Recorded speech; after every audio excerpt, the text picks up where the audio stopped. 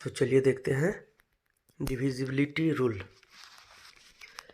सबसे पहले हम लोग देखेंगे दो से कटने वाली संख्या है। अब बात है डिविजिबिलिटी रूल यानी कि विभाज्यता का नियम। तो इसके थ्रू हम लोग ये चीज़ देखते हैं कि कौन सा संख्या किससे कटेगा। और इसका फ़ायदा हमें ये होता है कि ये हमें कैलकुलेशन में बहुत बड़ा मददगार साबित होता है। हम इसके थ्रू बहुत ही आसानी से जान लेते हैं कि कौन सा संख्या बेसिकली किस संख्या से कटने वाला होगा। चलिए देखते हैं। पहला संख्या है हमारा 2, जैसा कि अभी आप देख रहे हैं। 2 से कटने वाली वो संख्याएं होंगी जिसका इकाई का अंक 0 होगा, 2, 4, 6 या 8। यानी कि वे सभी संख्याएं जिसका इकाई का अंक 0 हो या 2, 4, 6, 8 हो, यानी कि वो 2 से कटने वाला हो। इकाई का अंक 2 से कट गया, इसका मतलब उस संख्या भी 2 से कट जाएगा। इस प्रकार से कोई भी संख्या ले लीजिए। जैसे शुरू में हम कुछ भी ले लेते हैं, 2, 4, 6, 8, कुछ भी हम शुरू में हम ये ले लें। जैसे 6 हम ले लें। चलिए 6 के अलावा 7 ले लेते हैं। 7 7 7 7 हम ऐसे लिख लेंगे। और उसके बाद फिर क्या कि अंतिम में यानी कि उसका इकाई का जो अंक होगा वो या तो 0 होगा या फिर 2, 4, 6, 8 इनमें से कोई भी। तो इस प्रकार से हमें जो संख्या प्राप्त होगा वो संख्या 2 से डिविजिबल होगा। आप चेक कर सकते हैं इसके लिए। चलिए अब आगे हम लोग देखते हैं। अगला है 4। इसके लिए रूल ये है कि इसमें इकाई और दहाई दोनों का अंक एक साथ 4 से कटे या तो फिर अंतिम में 2 0 हो। जैसे एग्जाम्पल में आप हमने लिखा है 99999 और लास्ट में उसमें हमने 0 लगा दिया है। 0 मीन्स 00। या फिर वो जो संख्या हो, कहने का मतलब है कि इकाई और दहाई ये अंतिम इस संख्या के जो 2 अंक हैं ये 4 से कटने वाला हो। जैसे या तो अंत में 0 हो या तो फिर 4 से कटने वाला। जैसे दूसरा एग्जांपल है 997712। इसमें हम देख रहे हैं कि यहाँ पे 12 है, 12 है और 12 4 से कटता है। अब 12 4 से कटता है, इसका मतलब है कि ये संख्या को जब आप चेक कीजिएगा तो ये पूरा पूरा कटने वाला होगा। यानी कि इसमें इकाई और दहाई दोनों का अंक एक साथ या तो 0 0 हो या फिर वो 4 से कटने वाला हो। चलिए अब आगे देखते हैं। अगला है हमारा कि आखिर जब 2 से डिवाइड कर रहे थे तो 1 0 ले रहे थे, 4 से है तो डबल 0 ले रहे हैं। 2 था तो वहाँ पे एक इकाई का अंक केवल था और यहाँ पे जब 4 है तो यहाँ पे 4 अंतिम का 2 अंक है। तो इसको हम देखते हैं। 2 का मतलब होता है 2 का पावर 1। तो 2 का पावर 1 यानी कि 1 पावर है तो वहाँ पे 1 0 या केवल एक अंक को हम लेकर के चलेंगे। और 4 से कटने का जब हम जांच करेंगे तो वहाँ पे 4 का मतलब होता है 2 का पावर 2। अब 2 का पावर 2 होता है यानी कि यहाँ पे पावर में तो 2 है ना। इसका मतलब हो गया कि यहाँ पे जब हम विभाज्यता की जांच करेंगे कि वो संख्या कटेगा या नहीं, तो वहाँ पे हमें अंतिम में या तो 2 0 होना चाहिए या अंतिम का जो 2 अंक होगा यानी कि इकाई और दहाई का अंक एक साथ वो हमारा 4 से कटने वाला होना चाहिए। अब अगर वो संख्या का अंक अंतिम 2 अंक 4 से कटने वाला हुआ तो हम ये कहेंगे ऑब्वियसली ये 4 से कट जाएगा। चलिए अब आगे देखते हैं। आगे है 8। सेम इसी के जैसा। 8 का मतलब होता है 2 का पावर 3। तो पावर 3 है, इसका मतलब कोई भी ऐसी संख्या जिसका अंतिम का 3 अंक 0 0 0 हो। यानी कि अंतिम में 3 जीरो लगा हुआ हो, या लास्ट का 3 डिजिट यानी कि लास्ट का यानी कि अंतिम का जो 3 अंक है वो 8 से कटने वाला होना चाहिए। जैसे 2 था तो 2 से कटने वाला 4 है, तो 4 से कटने वाला 8 है, तो 8 से कटने वाला होना चाहिए। लेकिन यहाँ पर 8 है, इसका मतलब 2 का पावर 3, और जब पावर 3 है तो इसका मतलब लास्ट में 3 जीरो, या फिर लास्ट का जो 3 अंक होगा यानी कि जो इकाई, दहाई और सैकड़ा, यानी कि तीनों का जो अंक होगा इकट्ठा, वो आपका 8 से कटना चाहिए। अगर कट जाएगा तो हम कह सकते हैं कि वो संख्या 8 से कटने वाला होगा। चलिए आगे। इसी प्रकार से है 16। 16 का मतलब होता है 2 का पावर 4। अब 2 का पावर 4 का मतलब अंतिम में 4 जीरो ले लीजिए, या अंतिम का 4 अंक ले लीजिए, वो 16 से कटने वाला होना चाहिए। उसी प्रकार से 32। 32 का मतलब होता है 2 का पावर 5।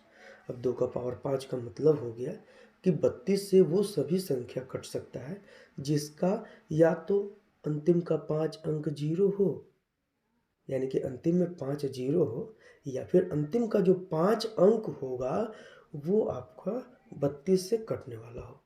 तो इस प्रकार से अगर वो संख्या के अंक अगर 32 से कटने वाला हुआ तो हम ये कह सकते हैं कि वो सभी संख्याएं, हर वो संख्या जो इस प्रकार से होगा, इस प्रकार से व्यवस्थित होगा, अरेंज होगा, वो 32 से कट जाएगा। चलिए अब आगे देखते हैं। आगे है 3 का नियम। अब 3 से 3 अलग होता है, जैसे 2, 4, 6, 8, 16, 32, तो उसका अलग अलग नियम था और इसका अलग नियम है। जैसे 3 से कौन सा संख्या कटेगा, तो 3 से संख्या कटने के लिए हमें ये चेक करना होता है। सबसे पहले संख्या के अंकों को जोड़ लीजिए, चाहे जो भी संख्या लिखा हो उसके अंकों को आपस में जोड़ लीजिए। जैसे 1, 2, 3, 4, 5, 6, 7, 8, 9 लिख लीजिए। अब 1 से लेकर के 9 तक का जो संख्या है इसका सम पहले कितना होगा, तो 9 संख्या है तो कितना होगा, 9 पचे 45। अब उसका सम हो गया 45। अब 45 3 से कटने वाला है, 3 से अगर 45 को कटिएगा तो ये 15 बार में कटेगा, 15 तिया 45, यानी कि 45 3 से कट गया तो 1, 2, 3, 4 ऐसे 9 तक अगर अरेंज करके लिखा हुआ है एक संख्या के तौर पर, तो वो संख्या 3 से कटने वाला होगा। इस प्रकार से कोई भी संख्या आप ले लीजिए, कुछ भी लिख लीजिए, बस आपको इस बात का ध्यान रखना होगा कि जो आप संख्या ले रहे हैं उसके अंकों का योग आपका 3 से कटने वाला होना चाहिए। उदाहरण के तौर पे 1, 1, 1, 111 है, 111 3 से कटेगा। इस प्रकार से इन नियमों को जानने के साथ हमारा कैलकुलेशन बहुत फास्ट होगा, ये हमारी समझ को ऑब्वियसली बढ़ा देगा। चलिए आगे देखते हैं। अब इसके जैसा ही है हमारा एक संख्या 9। अब इसमें क्या है, इसमें भी संख्या के अंकों को जोड़ लेंगे और फिर ये देखेंगे कि जो सम आ रहा, जो योगफल आ रहा वो 9 से कट रहा है या नहीं। अगर 9 से कटने वाला है तो हम ये कहेंगे कि वो संख्या 9 से कटेगा। जैसे 7542 लिख लिए। अब 7542 लिख लिए तो 7 और 5 12, 12 और 4 16, 16 और 2 18, 18 9 से कटता है ना। तो इस प्रकार से हम ये कर सकते हैं कि ये 7542 ये जो संख्या लिखा हुआ है ये 9 से पूरी तरह कट जाएगा। चलिए आगे एक और संख्या ले लिए। एक और संख्या है हमारा 2475। इसी को अरेंज कर लिए तो सम तो वही होगा। अब सम वही होगा इसका मतलब है कि ये भी 9 से कटेगा। चलिए आगे देखते हैं। आगे है 5 से कटने वाला। वो सभी संख्या 5 से कट जाएगा जिसका इकाई का अंक 0 हो या 5 हो। अब कोई भी संख्या आप लिख लीजिए 99999 और लास्ट में एक 0 बैठा दीजिए, या तो फिर उसमें इकाई का अंक को 5 आप कर लीजिए, या तो 0 या तो 5, वो संख्या 5 से कट जाएगा। चलिए अगला है 25। जैसा कि हमने 2 वाला कंडीशन में देखा था, 2 वाला जो संख्या था उसमें कंडीशन ऐसा था, 2 है यानी कि 2 का पावर 1, तो उसमें एक अंक को लेकर के चल रहे थे। अब इसी तरह से 25 का मतलब है 5 का स्क्वायर, तो यहाँ पे अंतिम का 2 अंक को हम देखेंगे तो अंतिम में 2 अंक 0 0 हो, या तो फिर अंतिम का जो 2 अंक हो 25 से कटने वाला हो। जैसे 16 वाला था तो उसमें 16 को देख रहे थे कि 16 से कटने वाला हो, तो उसी तरह से यहाँ पे 25 से कटने वाला होना चाहिए। अगर 25 से कट जाएगा तो हम कहेंगे कि ये संख्या 25 से डिविजिबल है। चलिए अब आगे देखते हैं। 7 से या 13 से कटने वाला, तो वो कौन सा संख्या होगा जो 7 से कटेगा या 13 से कटेगा? तो इसके लिए और भी रूल्स हैं। तो सबसे सिंपल सा रूल एक ये है कि कोई भी संख्या को, कोई भी अंक को, कोई भी अंक जैसे 5 से बनने वाला कोई संख्या है, कोई भी ऐसा संख्या जो किसी एक अंक को 6 बार एक साथ लिखने से बना हो। जैसे हम 5 5 5 लिख दिए, 5 तो 13 से नहीं कटता है, ना ही 5 7 से कटता है। अब जैसे ना तो 5 7 से कटने वाला है या ना 13 से। अब कहेंगे 55, तो 55 भी 7 से नहीं कटता है, ना ही 13 से कटता है। तो इस तरह से हम किसी संख्या को ले लें, जैसे आप 6 6 6 3 3 3 1 1 1 कोई भी ऐसा संख्या ले सकते हैं। अब जैसे 1 1 1 ले लेंगे तो उसको 6 बार हमको लिखना होगा। जैसे हमने यहाँ पे 5 5 5 को लिखा है, तो 5 को 6 बार लिखा, तो 5 को 6 बार लिखा, तो अब यहाँ पे हमारा आ गया जो संख्या वो आपका 7 से भी कटेगा और 13 से भी कटेगा। ये तो एक एक अंक को लेकर के चल रहे, एक एक डिजिट को, एक एक अंक को लेकर के हम चल रहे थे तब। अब हम 2 2 अंकों का हम समूह लें, यानी कि हम एक संख्या जैसे 12 हम ले लिए, 12 को 3 बार हम लिखे तो ये भी तो 6 हो गया। तो इस प्रकार ये भी संख्या 7 से कटेगा, 13 से भी कट जाएगा। जैसे 1 2 3 1 2 3 ये एक संख्या हो गया, यानी कि 1,23,123। तो ये जो संख्या है यहाँ पे 3 3 को लेकर के चले, तो 3 3 को लेकर के चले, जैसे 123, तो 123 को लेकर के चले तो 1 2 3 1 2 3 ये हमारा एक संख्या हो गया। ये भी हमारा 7 से कटेगा और साथ ही साथ 13 से कटेगा।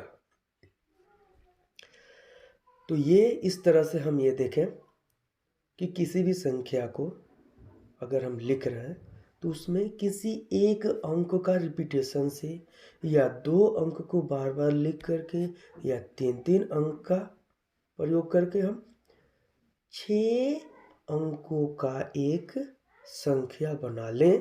तो इस प्रकार से जो हमारा संख्या होगा वो 7 से भी कटेगा और 13 से भी कटेगा। अब इस प्रकार से आप एक्सरसाइज कर सकते हैं। चलिए अब हमारा अगला है 11 से कटने वाला संख्या। तो यहाँ पे देख रहे हैं कि अल्टरनेट में, यानी कि एक एक छोड़ करके हम संख्या को ग्रुप में कर लिए। जैसे 5 शुरू से है तो 5 है, एक छोड़े तो फिर 9 है, फिर 2 है, तो 9 और 5 14 और 2 कितना हो गया 16। फिर जो छोड़ा हुआ था वो संख्या कौन सा था, छोड़ा हुआ जो अंक है वो कौन सा है, यह है 7 3 और 6।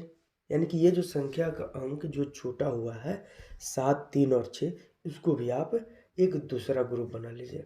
अब इसको जोड़ लीजिए, 7 और 3 10, 10 और 6 16। अब इन दोनों का अलग अलग सम 16 और 16 है, तो इसका डिफरेंस क्या होगा, डिफरेंस 0। अब डिफरेंस यहाँ पे 0 है, या फिर यहाँ पर जो डिफरेंस होगा वो 11 से कटने वाला कोई संख्या, जैसे 11 ही हो जाए, 22 हो जाए या 33 हो जाए, मतलब 11 से कटने वाला संख्या, इसका डिफरेंस अगर है तो वो भी संख्या 11 से कटने वाला होगा। अब ऐसा नहीं है कि ऊपर में 16 आया और नीचे में आपका आ गया 27।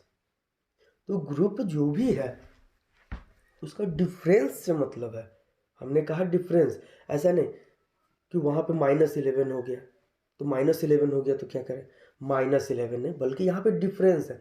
तो डिफरेंस में होता है कि दोनों ग्रुप में जो भी वैल्यू आ रहा है, दोनों ग्रुप में जो भी वैल्यू आ रहा है, बड़ा में से छोटा को घटा लीजिए। अब तो ठीक है।